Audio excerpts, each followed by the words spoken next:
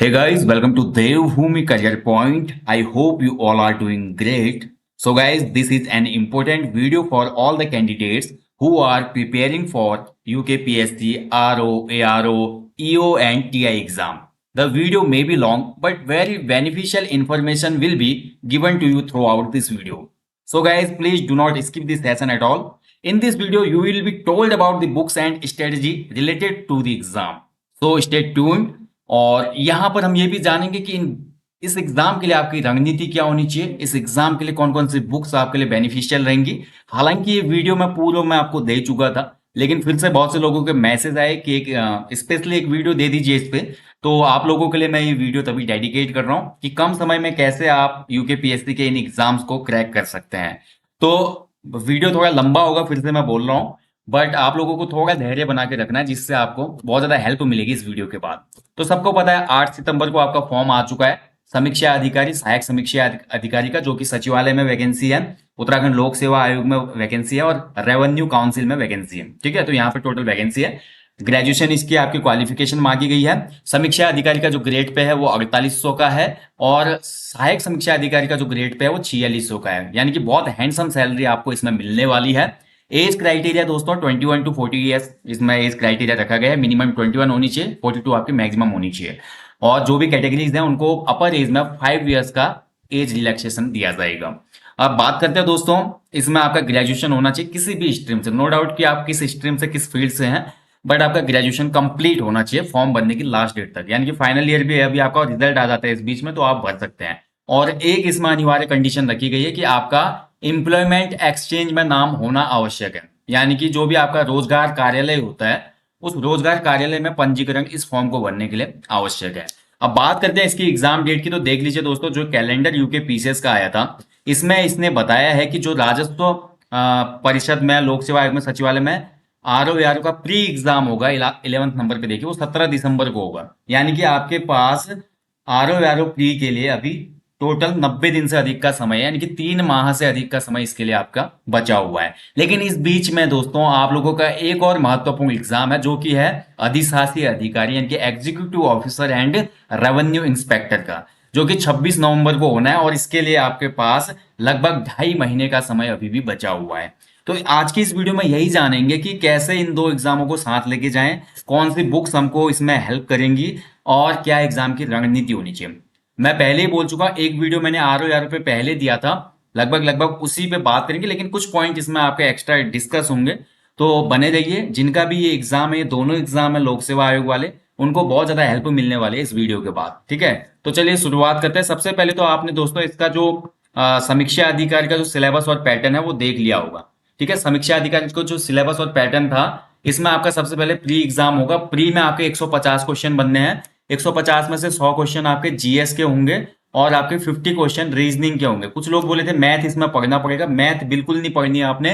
Reasoning में दोस्तों आपका एक चैप्टर होता है लॉजिकल अर्थमेटिक का, लॉजिकल अर्थमेटिक से कुछ क्वेश्चन बन जाते हैं। ठीक है, लेकिन वो काउंट रीजनिंग में ही होता है, मेंटल एप्टीट्यूड में उसको रखा जाता है। यहाँ पर देखिए आपको अलग से मैथ के चैप्टर करने की आवश्यकता नहीं है। जैसा आपका लोअर पीसीएस का पेपर था प्री, जो कि नायब तहसीलदार और अन्य पदों के लिए होता है, सेम वही पेपर आपका होना है इसमें, जिसमें 100 नंबर की जीएस में आपका history, polity, geography, economics, static GK, ठीक है, जनरल साइंस के क्वेश्चन, करंट अफेयर के क्वेश्चन, उत्तराखंड जीके और उत्तराखंड करंट के क्वेश्चन कंप्यूटर के साथ पूछे जाते हैं 100 नंबर में। 50 आपकी सेपरेट इसमें रीजनिंग होगी और पूरा पेपर 150 का होगा। रीजनिंग का जो पोर्शन है वो भी आपका काउंटेबल रहेगा, यानी कि वो क्वालिफाइंग नहीं है जैसे अपर पीसीएस में होता है। तो 150 में से आपकी कट ऑफ जाएगी। आप देख सकते हैं लोअर पीसीएस में जो लास्ट टाइम कट ऑफ गई थी 150 में से 105 गई थी जनरल की।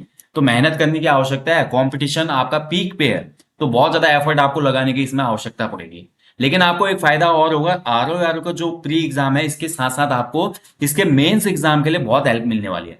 मेंस में क्योंकि इसका जो पहला पेपर है 200 क्वेश्चन का, ये भी ऑब्जेक्टिव क्वेश्चन है, यानी कि आपका ये वस्तुनिष्ठ प्रकार का है। इसमें एमसीक्यूज आएंगे 200 क्वेश्चन जीएस के, ठीक है, जो कि 3 घंटे का होगा। तो यहाँ जीएस स्ट्रॉन्ग करते हैं तो आपका पहला मेंस के पहले पेपर में काम आनी है जीएस, और यही मेंस के पेपर आपके काउंट होंगे, इन्हीं के मार्क्स काउंट होंगे। लास्ट मेरिट 400 पे जानी है। दूसरा पेपर जो हिंदी का होगा लिखित पेपर होगा, और तीसरा पेपर निबंध ऐसे का भी लिखित पेपर होगा। इसके बाद आपका भाई टाइपिंग भी इसमें रखी गई है, टाइपिंग आपकी होगी टंकण परीक्षा जो कि क्वालिफाइंग नेचर की होगी, और कंप्यूटर का एक पेपर होगा जो कि क्वालिफाइंग नेचर का होता है, बहुत इजी पेपर आता है। एमएस वर्ड, इंटरनेट और आधारभूत जानकारियां इसमें पूछी जाती है कंप्यूटर से रिलेटेड। कोई भी इसको कर लेता है, इसमें कोई घबराने की बात नहीं है, ठीक है। बाकी इसका जो डिटेल सिलेबस है वो सेम लाइक पहले के जो सिलेबस आए हैं, जैसे कि एग्जीक्यूटिव ऑफिसर का, टैक्स इंस्पेक्टर का, उसमें एडिशनल हिंदी है 100 नंबर की व्याकरण, इसमें हिंदी नहीं आएगी आपकी, ठीक है। तो बाकी जो जीएस का सिलेबस है, उत्तराखंड का सिलेबस है, लगभग सेम ही रहता है, करंट का हो गया।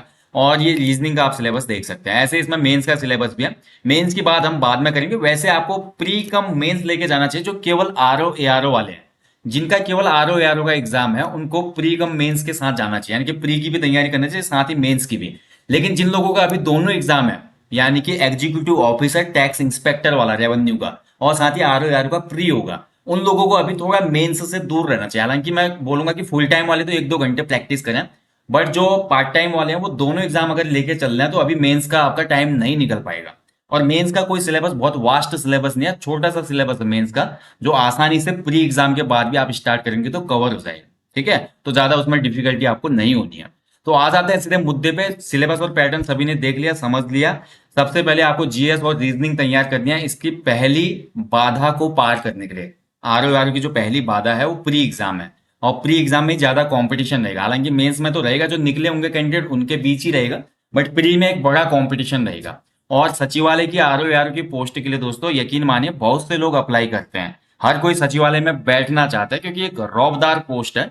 तो सचिवालय में आने का सपना हर किसी का भैया, जो पहले से पूर्व जॉब में है, जैसे कि 4200 ग्रेड पे वाले भी जो है, 2800 ग्रेड पे में जो है वो भी इसको भरेंगे, बाकी ग्रेड पे वाले तो भरेंगे भरेंगे इसको, ठीक है। तो इसलिए थोड़ा आपको प्री में फोकस करने की आवश्यकता इसमें रहेगी। अब बात करते हैं दोस्तों इसके लिए महत्वपूर्ण जो बुक लिस्ट होंगी कौन सी होंगी। देखिए ज्यादा लंबा वीडियो नहीं बनाऊंगा, फटाफट मैं यहाँ पे आपको बताना चाहूंगा, आप इनकी हेल्प ले सकते हैं और इससे आपका क्लियर हो जाएगा। बात करें सामान्य हिंदी के लिए, तो सामान्य हिंदी के लिए देखिए दोस्तों, आप हरदेव बाहरी जी की ये किताब लीजिए। ये आप इसका देख सकते हैं, जो हार्ड कवर का पहला जो होता है, बाहर से कवर होता है बुक का, तो ये बुक आप ले सकते हैं। इस बुक से आपका ये 2-in-1 बुक हो जाएगी। 2-in-1 क्यों बोल रहा हूं मैं इसको, इस बुक से आपका देखिए व्याकरण में आपको ईओ और टीआई का जो एग्जाम है, एग्जीक्यूटिव ऑफिसर और टीआई का एग्जाम है, उसमें हेल्प मिल जाएगी व्याकरण के पोर्शन से।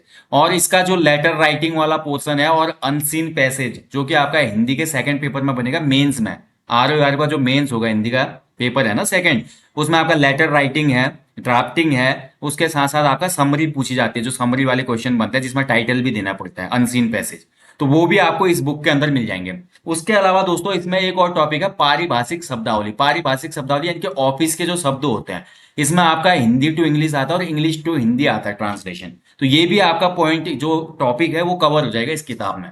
यानी कि अगर सामान्य हिंदी की आप बुक लेते हैं हरदेव बाहरी वाली, तो इससे आपका टोटल कवर हो जाएगा ईओ और टीआई के लिए भी और आरओ आर के मेंस के लिए भी, ठीक है। बाकी ग्रुप सी की भी आप तैयारी कर रहे हो तो यूके ट्रिपल एस से ग्रुप सी में भी ये काम आनी ही है, तो हिंदी के लिए बेस्ट बुक है। इसके बाद आगे देखें दोस्तों, सामान्य अध्ययन के लिए बहुत लोगों का डाउट रहता है।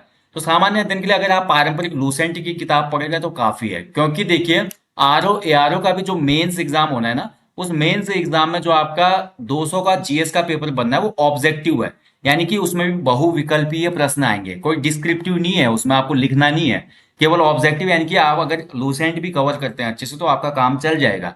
बट कुछ लोग चाहते हैं कि अगर हम डिटेल में पढ़ें, थोड़ा हम गहराई में जाना चाहते हैं जीएस में, तो फिर आप दृष्टि की क्विक बुक ले सकते हैं। दृष्टि की जो क्विक बुक है ऐसे आती है, देखिए अलग अलग सब्जेक्ट की अलग आती है। दृष्टि की भारतीय इतिहास संस्कृति की अलग बुक आती है, भूगोल की अलग आती है, पॉलिटी की अलग आती है, इकोनॉमिक्स की अलग आती है, इसके अलावा साइंस एंड टेक्नोलॉजी की अलग आती है। तो इन बुक्स को आप पढ़ सकते हैं डिटेल में। अन्यथा मैं तो बोलूंगा जिनके पास पहले से घटना चक्र या लूसेंट की किताब है, आपका काम चल जाएगा, कोई भी दिक्कत नहीं, उतने से कवर हो जाना है। बाकी यार कंप्यूटर के लिए अगर आप किताब लेना चाहते हो तो कंप्यूटर को कवर करने के लिए लूसेंट की कंप्यूटर की छोटी सी किताब आती है, इतनी किताब काफी है, बस इतने से आपका काम चल जाएगा, कोई भी दिक्कत आपको नहीं होगी, इससे कवर हो जाएगा, ठीक है।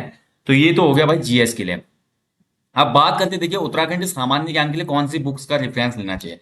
देखिए उत्तराखंड जी के आपका अगर मैं बात करूं ईओ और टीआई एग्जाम, तो इसमें उत्तराखंड की जो जीएस आनी है भाई, वो आपकी 60 नंबर की आनी है, ठीक है। ऐसे आर ओ आर में भी मान के चलो 20 से 25 प्रश्न जो है प्री एग्जाम में आएंगे उत्तराखंड के, आर ओ आर के प्री एग्जाम में।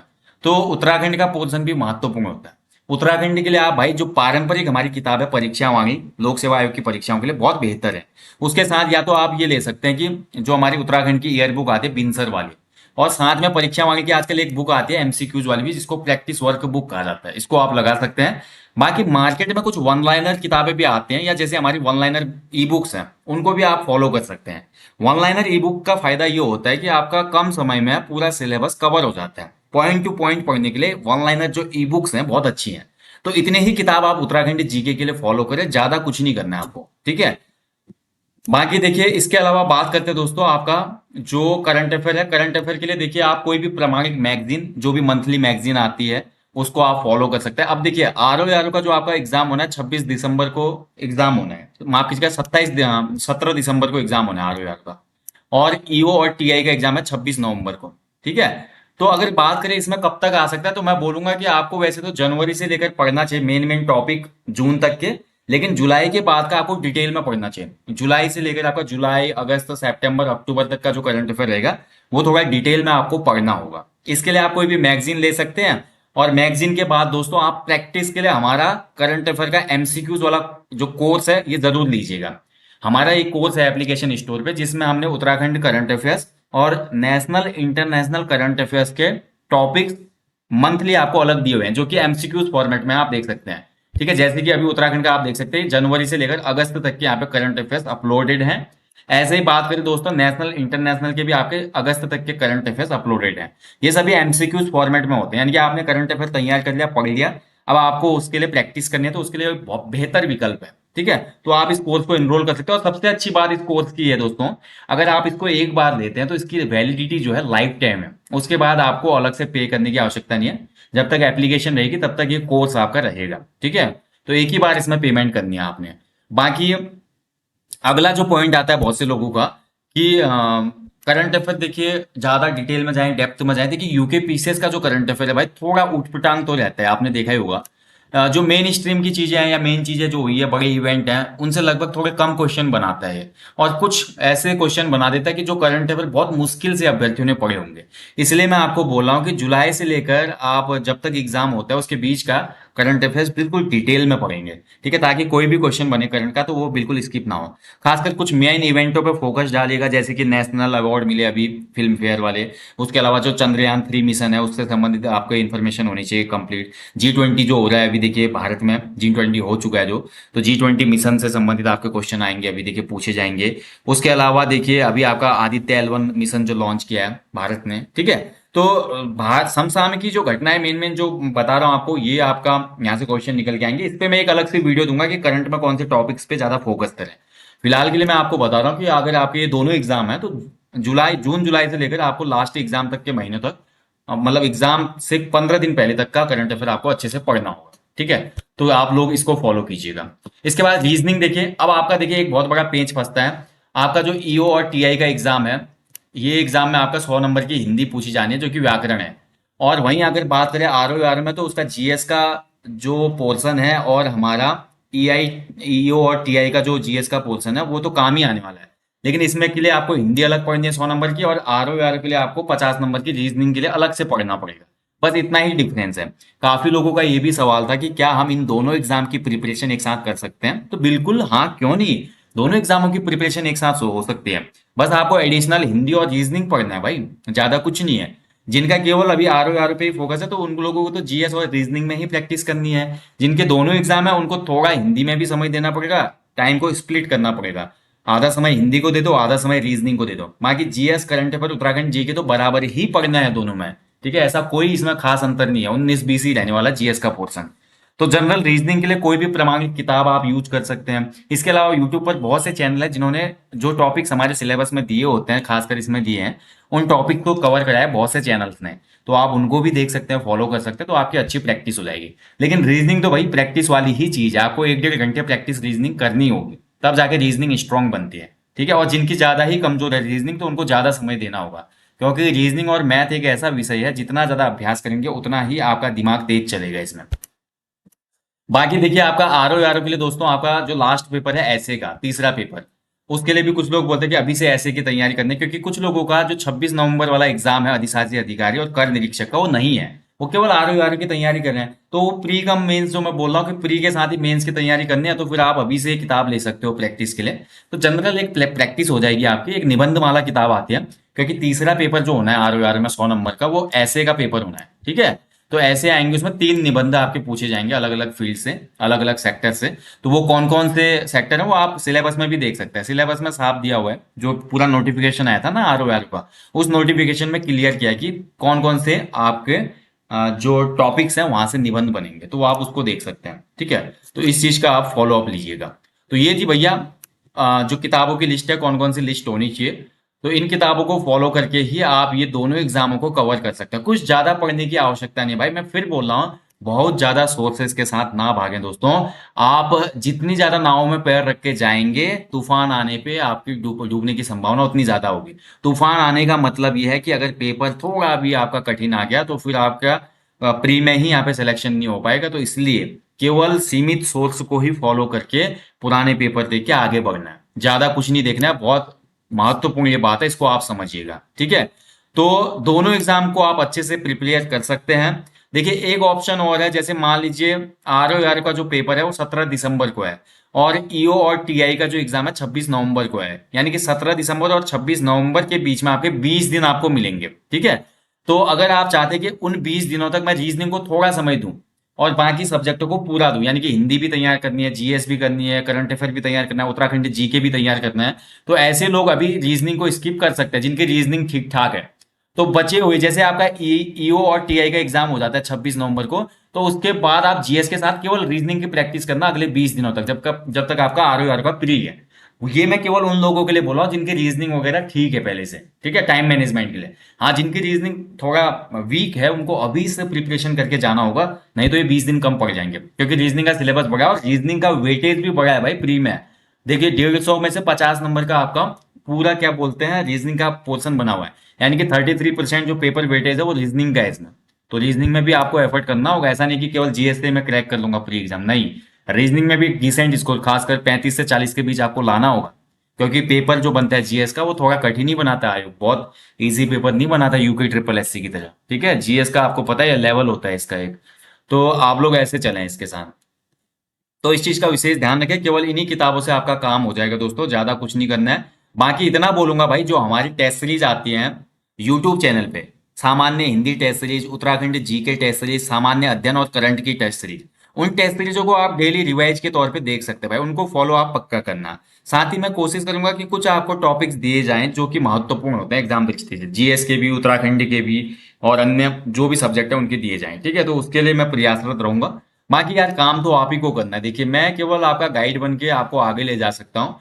मान लीजिए मैं किसी माउंटेन पे चढ़ना है और मैं आपका गाइड हूँ, तो चढ़ाई तो आपको खुद ही करनी पड़ेगी ना। मैं आपको केवल यहाँ पे कुछ आपको सुझाव दे सकता हूँ, मैपिंग आपको बता सकता हूँ, और जो भी इश्यूज आते हैं, चैलेंजेस आते हैं, उनसे पहले ही अवगत करा सकता हूँ। लेकिन सभी चीजों को फेस आपने खुद करना है, तो स्वयं चलना होगा। तो चलिए, आप पहले ही अटेम्प्ट में क्या इस पेपर को क्रैक किया जा सकता है आर को, बहुत लोगों का सवाल था, बहुत लोगों के मैसेज आए थे मेरे को व्हाट्सएप पे। आर ओ इवन कोई भी एग्जाम जिंदगी का, यूपीएससी हो, पीसीएस हो, अगर आप बिल्कुल एक सटीक रणनीति से चलते हैं, कॉन्फिडेंस से चलते हैं, मोटिवेशन से चलते हैं, और अंदर से ये आता है कि भैया जितनी भी पोस्ट आए उसमें एक पोस्ट तो मेरी है, बाकी कम कर लो और कंपटीशन करो। अगर आपने ये मोटो बना लिया तो आपका कोई भी एग्जाम कभी भी फेल नहीं हो सकता। आप जीवन के किसी भी पड़ाव पे फेल नहीं हो सकते अगर आपके अंदर ये चीजें हैं। यानी कि आपको पहले अपने अंदर से मानना होगा कि मैं इसके लिए बना हूं और ये चीज मेरे लिए बेहतर है, and I can do it, ठीक है। और मैं जा सकता हूं और इसको लपक भी सकता हूं, यानी कि जो अपॉर्चुनिटी आपको दी जा रही है, तो मैं इसके लिए बना और इसको लपकने की पूरी मेरे अंदर सामर्थ्य है। तो ये चीज आपके अंदर होनी चाहिए, अगर ये है तो एग्जाम आसानी से क्रैक हो सकता है। अब कुछ मैं रणनीति बता देता हूँ, और उसके बाद मैं बताऊंगा कि कितना इसमें टाइम शेड्यूल होना चाहिए, कितना घंटे आपको किस सब्जेक्ट को देना चाहिए, थोड़ा बहुत मैं बता दूंगा इसमें। तो पहला देखिए, सिलेबस को हमेशा सामने रखें। जो भी सिलेबस आप जिस भी एग्जाम की तैयारी कर रहे हैं उसका सिलेबस सामने होना चाहिए। उसके इतर आपको कोई भी सब्जेक्ट या टॉपिक नहीं पढ़ना चाहिए, जिससे कि टाइम मैनेजमेंट अच्छा हो। सिलेबस के अनुसार ही अपने नोट्स बनाएं। देखिए नोट्स बनाने का तो समय कम है, लेकिन शॉर्ट नोट्स अभी भी आप बना सकते हैं, ठीक है। जितना भी आप पढ़ रहे हैं, फुल टाइम तैयारी वाले हैं, तो सिलेबस के अकॉर्डिंग ही नोट्स बनाएं, सिलेबस के अकॉर्डिंग ही आप आगे बढ़ें। उसके अलावा कुछ भी फालतू चीजें आप ना करें जिससे कि समय की बर्बादी हो। देखिए जो आर की तैयारी करें वो अभी से लिखने का अभ्यास भी करें, लगभग आधा एक घंटा लिखने को दें, और जैसे प्री एग्जाम हो जाता है तो फिर उसके बाद ये समय इंक्रीज करना पड़ेगा। तो लिखने का नियमित अभ्यास करें। लिखने का अभ्यास तो भाई जीएस में भी हो सकता है, उत्तराखंड जीके, करंट अफेयर, किसी भी सब्जेक्ट में हो सकता है। और लिखने से यकीन मानिए दोस्तों, आप जितना लिखेंगे ना, आपकी जो क्षमता है, याददाश्त है, वो और ज्यादा डेवलप होती है। आप बहुत लंबे समय से चीजों को, फैक्टों को याद रख पाते हैं। तो लिखने से ये फायदा मिलता है। देखिए, जो भी पार्ट टाइम वाले लोग हैं भाई, पार्ट टाइम के जो हमारे कैंडिडेट्स हैं, उनको भी कम से कम 5 घंटे तो देने ही होंगे आपको प्रतिदिन इस एग्जाम के लिए, आर ओ के लिए, और जो अभी ईओ और टीआई का एग्जाम है, 5 घंटे कम से कम देने होंगे। और इन्हीं 5 घंटों में आपको स्प्लिट करना होगा जीएस को, करंट अफेयर को, उत्तराखंड जीके को, सामान्य हिंदी को, रीजनिंग को। तो ये आपके हाथ में कि आपका पोर्शन कौन कितना कमजोर है। इसको आप ऐसे डिवाइड कर सकते हैं। मान लीजिए आपके जीएस कमजोर है तो आप जीएस को ज्यादा समय दीजिए अदर सब्जेक्ट के मुकाबले। मान लीजिए आपकी रीजनिंग कमजोर है तो आप रीजनिंग को ज्यादा टाइम दीजिए। अगर करंट अफेयर कमजोर है तो उसको ज्यादा रिवाइज कीजिए आप। तो इस हिसाब से आप सिलेबस को करें। और जो फुल टाइम वाले एस्पिरेंट हैं, फुल टाइम वाले कैंडिडेट हैं, वो तो 8 से 10 घंटे पक्का दीजिए भैया। और फर्स्ट टाइम वाले जो है उनको भी कम से कम 8 से 10 घंटे देने ही पड़ेंगे। जिनका पहली बार एग्जाम है, पहला एग्जाम होगा ये लाइव का, अगर आपको पूरा कवर करना है इन 3 महीनों में, तो 8 से 10 घंटे निश्चित ही देने पड़ेंगे। ठीक है। इसके बाद नेक्स्ट पॉइंट याद रखें, ज्यादा सोर्स आपको फॉलो नहीं करना है। जो बुक लिस्ट मैंने आपको बताई है और जो भी मैंने ऊपर टिप्स बताए हैं, उसके अलावा भी कोई एक्सपर्ट, कोई मेंटोर आपको मिलता है तो उससे जो भी टिप्स आपको मिलते हैं बस उसी को फॉलो करें। खाली अनावश्यक चैनलों को, अनावश्यक ग्रुप्स में देखकर अनावश्यक बातों को फॉलो ना करें। देखिए, सबसे पहले आपको अवेयर होना बहुत आवश्यक होता है। अवेयरनेस अगर आपके अंदर नहीं है तो आप फिर एग्जाम से बहुत दूर हो जाते हैं। तो इसलिए अपनी अवेयरनेस बहुत जरूरी है। जो भी आपको गाइड कर रहा है या जो भी आपको बताया गया है, आप उसको फॉलो करते हुए क्या उस मुकाम तक पहुंच पाएंगे, अपने आप भी इन चीजों का विश्लेषण करना आवश्यक है। देखिए, आप एक बड़ी पोस्ट पे जा रहे हैं, 4600 ग्रेड पे, 4800 ग्रेड पे, तो आपको ब्लाइंडली किसी को फॉलो नहीं करना है। आंखें मूंद कर किसी पे भरोसा ना करें। ठीक है। तो इसलिए ज्यादा सोर्स फॉलो ना करें। जो बातें आपको बताई जा रही हैं, ये लगभग 5 से 7 सालों का अनुभव है दोस्तों। और अनुभव आपको पता है दोस्तों, हमेशा भारी पड़ता है। तो आप प्लीज जो मैं बातें बता रहा हूँ इन्हीं के साथ आप आगे बढ़े। जीएस के अधिक से अधिक प्रैक्टिस सेट लगाने। देखिए, जीएस के लिए आपको दोस्तों सबसे पहले तो पुराने पेपर जरूर देखें। आर का पुराना पेपर देखें। उसके अलावा यूके पीसीएस का जो प्री एग्जाम हुआ था अभी लोअर पीसीएस का, उसको आप देखें। अपर पीसीएस का एग्जाम देखें। उसके अलावा जो ग्रुप सी के एग्जाम कराया आयोग ने, उसमें पैटर्न को समझने में आपको सहायता मिलती है और ये भी पता चलता है कि आयोग किस किस पोर्शन से कितने क्वेश्चन बना रहा है और कैसे क्वेश्चन बना रहा है। तो आपको प्रैक्टिस सेट बहुत ज्यादा लगाने हैं और पुराने पेपर भी लगाने हैं। और जीएस देखिए सभी की कमजोर है। जीएस एक ऐसा महासागर है, आप जितना भी तैरेंगे फिर भी किनारा कभी नहीं मिलेगा। यानी कि जीएस को हमेशा रिवाइज करना, करते रहना पड़ता है। आप जितना आगे बढ़ते हैं पीछे का भूलते जाते हैं। तो जीएस में आपको बहुत ज्यादा एफर्ट लगाने की आवश्यकता होती है। तो इसलिए मैं बोल रहा हूँ जीएस के प्रैक्टिस सेट आप ज्यादा से ज्यादा लगाएं। ठीक है। और इसके अलावा देखिए दोस्तों, मैं हमेशा बोलता हूँ परीक्षा का प्रायोजन सिर्फ आपकी सामान्य समझ और बौद्धिक क्षमता को परखना है। बहुत ज्यादा एक्सीलेंट लॉर्ड, बहुत ज्यादा जो बोल सकते हैं कि जो भी हमारे बोलते हैं ना एक्स्ट्रा ऑर्डिनरी, केवल ऐसे ही लोगों की डिमांड नहीं होती गवर्नमेंट जॉब में। ऐसे लोग तो जीवन में और भी अचीव कर रहे हैं। कुछ बहुत ज्यादा क्रिएटिव लोग हैं, वो बड़े लेवल पे हैं। यहाँ पर देखिए, नौकरी में आने का मतलब है कि जिस नौकरी के लिए आपको चुना जा रहा है, क्या आप उसके लिए योग्य हैं, क्या आप उस योग्यता को पार करते हैं जो उस नौकरी के लिए आवश्यक है। बस इतना ही जानना होता है। इसलिए आपको लिमिटेड ही पढ़ाई करनी होती है, यानी कि बहुत ज्यादा हाई लेवल का आपने पढ़ना है। जितना डिमांडिंग होता है सिलेबस के अकॉर्डिंग, आपको उतना ही पढ़ना होता है। ठीक है। देखिए दोस्तों, किताबों को ही ज्यादा समय दें। मैं हमेशा बोलूंगा किताबों को ही आपको ज्यादा टाइम देना है। जरूरत जब पड़े तभी इंटरनेट देखें या यूट्यूब देखें, जहां पे कुछ चीज समझ में नहीं आती है, किसी में आपको डाउट होता है। वैसे अधिकांश समय आपको किताबों के साथ ही बिताना चाहिए। बाकी यार, आत्मविश्वास और धैर्य हमेशा होना चाहिए। अगर सेल्फ कॉन्फिडेंस और पेशेंस ही नहीं होगा अंदर, तो आप जिंदगी में ये एग्जाम तो छोड़ो, कुछ भी चीज हासिल नहीं कर सकते। एक आपको बोल सकता है, एक बहुत सक्सेसफुल आदमी बनने के लिए आपके अंदर 2-3 चीजें होनी ही चाहिए। सबसे पहले तो होता है सेल्फ कॉन्फिडेंस, दूसरा आपके अंदर होता है डेडिकेशन, तीसरा होता है पेशेंस। ये तीन तो गुण हैं, मानवीय गुण जो है आपके अंदर होने ही चाहिए। इसके साथ आपको जो हेल्प करता है वो होता है आपका वर्क हार्ड, जो आप कितनी मेहनत कर रहे हैं। ये चौथा स्तंभ है किसी भी एग्जाम का या जीवन में किसी भी सक्सेस का। वर्क हार्ड वाला पिलर जो है दोस्तों, ये आपके अपने हाथ में होता है। लेकिन ये तीन चीजें आपको खुद डेवलप करनी पड़ती है अंदर से। अगर लगता है, देखिए डर लगता है, घबराहट होती है, तो थोड़ा मेडिटेशन कीजिए, थोड़ा एक्सरसाइज भी करना आवश्यक है। दिन रात पढ़े पढ़े रहना, किताबें पढ़ना, इनमें ही खोए रहना आवश्यक नहीं है। आपको अपनी पर्सनल लाइफ को भी टाइम देना है। घूमने भी जाओ, कभी ज्यादा ही दिमाग हो जाता है तो फिर आपको मेडिटेशन करना चाहिए। और यार दोस्तों के साथ थोड़ा चिल आउट करने भी जाओ। ऐसा नहीं कि बंद कमरे में कर लिया खुद को और लगातार पढ़ाई पढ़ाई पढ़ाई। इससे आपका दिमाग और संकुचित होते जाते हैं। ठीक है। तो ऐसा बिल्कुल ना करें। आप अपनी लाइफ को जीते हुए एग्जाम को एंजॉय करें, इस जर्नी को एंजॉय करें। अगर जितना एंजॉय करेंगे और जितनी मेहनत करेंगे, परिणाम आपके सामने होगा। फिर आप यकीन मानिए दोस्तों, आप मुझे खुद बोलेंगे आज से 6-8 महीने बाद जब आपका सिलेक्शन होगा कि वाकई में इससे फायदा हुआ है। बाकी दोस्तों देखिए, प्लान आपको करना पड़ता है। जो भी बातें मैंने अभी आपको बताई, ये एक प्लान है आपका इन एग्जाम्स के लिए। अगर आप इस प्लान को फॉलो करेंगे, जो बातें मैंने बताई उसको फॉलो करेंगे, तब जाके आपका एग्जाम क्रैक होगा। अगर आप योजना ही नहीं बनाएंगे अपने एग्जाम के लिए और प्लान नहीं करेंगे अगले 3 महीने 2.5 महीने के लिए, तो जो बातें मैंने आपको बताई वो एक कान से अंदर गई और दूसरे कान से बाहर आ जाएंगी। यानी कि किसी भी योजना के बिना अगर आपका कोई लक्ष्य है जीवन का, तो वो सिर्फ आंतरिक इच्छा है और वो इच्छा कभी पूरी नहीं हो सकती। ठीक है, वो इच्छा कभी पूरी नहीं होगी। आपको लक्ष्य प्राप्ति के लिए एक प्लान बनाना ही पड़ता है। और यकीन मानिए, जब आप अपने प्लान पे काम करते हैं ना, तो ऊपर से भगवान भी उस प्लान में आपकी हेल्प करता है। और ये सिर्फ और सिर्फ होता है दोस्तों आत्मविश्वास, दृढ़ता, धैर्य और मेहनत से। तो इस चीज का ध्यान रखें। बाकी भाई ओल्ड जो प्रीवियस ईयर्स क्वेश्चन है वो भी बहुत ज्यादा लगाने हैं आपको। ठीक है, प्रीवियस ईयर्स क्वेश्चन आपको लगाने, इसमें पॉइंट रह गया आई थिंक मैंने बताया नहीं, तो ध्यान रखिएगा। प्रीवियस ईयर्स क्वेश्चन जो टेस्ट सीरीज है, प्रैक्टिस सेट है, इनके साथ साथ आपका पीवाईक्यू बहुत जरूरी है। पीवाईक्यू के लिए एक ई बुक है हमारी एप्लीकेशन स्टोर पे, उसको फॉलो कीजिए। पिछले 4-5 सालों में जितने पीवाईक्यू पूछे गए हैं उससे रिलेटेड वो ई बुक है, आपको लेनी चाहिए। उसके अलावा देखिए जीएस के या पीवाईक्यू के जो हमारे पेपर हुए हैं पिछले यूके ट्रिपल एससी वाले, वो तो अपलोड किए गए हैं। यूके पीसीएस वाले भी मैं जल्दी ही अपलोड कराने की कोशिश करूंगा, वो फ्री हैं बिल्कुल, उसमें कोई भी चार्ज नहीं है। ठीक है, बाकी भैया जो इसकी फुल लेंथ प्रैक्टिस सेट आएगी उसको आपने फॉलो करना है। यानी कि आप जितने भी चैप्टर पढ़ रहे हैं, टॉपिक पढ़ रहे हैं, उनके सब्जेक्टिव मॉक टेस्ट तो आपको लगाने ही हैं। साथ ही जब एग्जाम के लिए जो टेस्ट सीरीज आएगी या स्पेशली कोई अगर इसका क्रैश कोर्स आएगा चैप्टर वाइज, मैं भी सोच रहा हूँ कि आपके सब्जेक्ट क्लियर करवाए जाएं एमसीक्यूज बेस पे, जैसे कि history, polity, geography, economics, static GK, science and technology. इसके अलावा इन्वायरमेंट भी पूछा जाना है और सामान्य हिंदी के प्रैक्टिस से उत्तराखंड जीके वगैरह सब इसमें कवर किए जाएंगे और करंट अफेयर इंपॉर्टेंट रहेगा। तो ये चीजें अगर होंगी, टेस्ट सीरीज का अनाउंसमेंट जल्दी ही कर दिया जाएगा। अगर आप इसमें इंटरेस्टेड होंगे तो बताइएगा। ठीक है, और बाकी यार मैं सभी लोगों को बोलना चाहता हूँ ऑल द बेस्ट इस एग्जाम के लिए। जो बातें मैंने बताई हैं दोस्तों, इन बातों को फॉलो कीजिए। ऐसी ही एक वीडियो मैंने पहले भी अपलोड की है, अगर कुछ पॉइंट रह गए होंगे तो आप उस वीडियो को भी जरूर देखना। मैं इस वीडियो के कमेंट बॉक्स में उस वीडियो का लिंक पिन कर दूंगा या डिस्क्रिप्शन बॉक्स में दे दूंगा, टेलीग्राम पे दे दूंगा। ठीक है, तो आप लोग उस वीडियो को भी वॉच कर सकते हैं। बाकी यार देखिए, जो आपका ईओ टीआई का एग्जाम होना है, सिंपली देखिए उसके लिए सिर्फ आपके पास आप 2.5 महीने हैं, 75 डेज के आसपास हैं। और जो आपका आर ओ का प्री एग्जाम होना है उसके लिए आपके पास अभी भी 90 डेज प्लस हैं।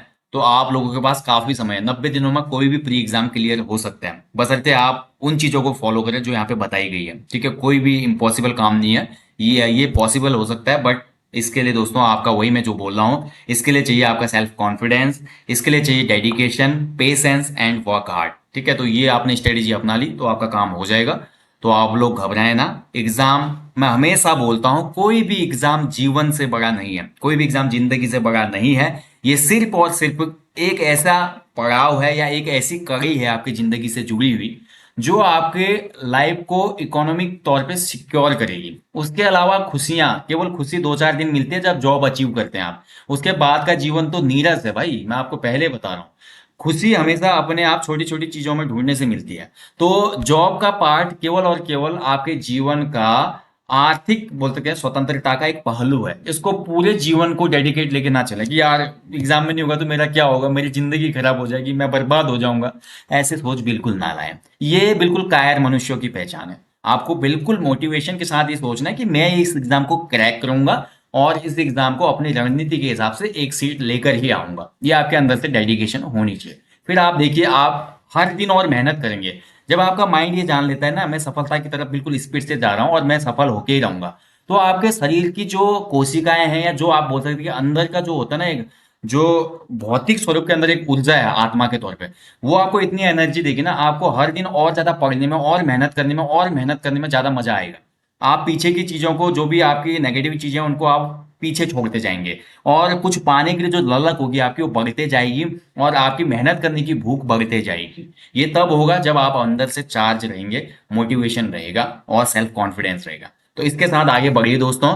बाकी जो सोर्सेज मैंने इसमें बताया, जो स्ट्रेटेजी बताई आपको, इनको आप फॉलो कीजिए। और करंट अफेयर की अगर टेस्ट सीरीज को अगर आपने प्रैक्टिस के लिए चाहिए तो करंट अफेयर के लिए जनवरी 2023 से लेकर उत्तराखंड करंट अफेयर और नेशनल इंटरनेशनल करंट अफेयर के अगस्त तक के प्रैक्टिस सेट अपलोडेड हैं इस कोर्स में। सितंबर वाले अक्टूबर माह में होंगे, 1 महीने बाद होते हैं। सितंबर का जो करंट अफेयर होगा वो फर्स्ट वीक में होगा अक्टूबर की। ठीक है, तो ऐसे ही टेस्ट सीरीज चलती है।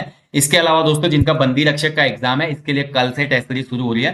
तो जो भी लोग बंदी रक्षक का एग्जाम दे रहे हैं अक्टूबर माह में, तो उन लोगों के लिए कल से 25 फुल लेंथ प्रैक्टिस सेट शुरू किए जाएंगे। 2 महीने इसकी वैलिडिटी रहेगी। आपको 10 से 12 बजे के बीच में पेपर दे दिया जाएगा। आप अपनी सुविधा के अनुसार कभी भी पेपर को लगा सकते हैं। ऐसा नहीं कि केवल 10 बजे ही लगा सकते हैं, जब आपको टाइम मिले तब आप इस पेपर को लगा सकते हैं। ठीक है, तो ये 25 इसमें फुल लेंथ प्रैक्टिस सेट होंगे।